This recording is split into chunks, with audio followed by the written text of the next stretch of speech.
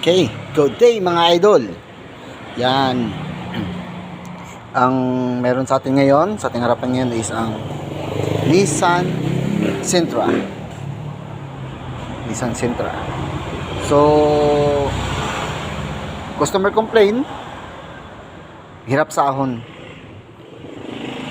Hirap sahon, tapos parang nanginginig yung makina. So, check natin anong problema, kung saan nanggaling ang ninig ng makina, at saka low power. So, okay, diretso na tayo. Ignition coil. Yan, kung napapansin nyo, wala na yung ignition coil dito kasi pinasample ko doon para mabilhan ng ignition coil. Yun, problemado siya kasi pag hinugot namin habang umaandar, walang response yung isa. Sa number 2, walang response yung ignition coil. So, ang problema, busted na yung ignition coil.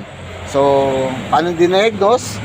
Pinagpalit ang position, change the position, and start again the engine, and ganun pa rin, nahugot, at lumipat nga yung rough idle. Yung hindi gumagana, walang nagbago sa engine, yung rough idle yan, andun pa rin. Tapos yung sa kabila, nag-rough idle mas grabe. So, lumipat dito sa kabila, ang okay. So, yun, confirm na ignition coil ang problema. Kung hindi naman, for example, paglipat nyo, ganun pa rin. So, ang yan nyo naman, yung spark plug. Buto yung spark plug, check nyo, visual check nyo, tapos ilipat nyo rin ang posisyon para ma-confirm nyo kung ano ba talagang sira. Pero sa kasong ito, ang problema niya is ang ignition coil. Itong ignition coil. Sa ganitong makina kasi, individual ignition coil siya. So, yun guys. I hope sa video ito, malalaman nyo kung paano i-diagnose kung problemado ba yung ignition coil nyo.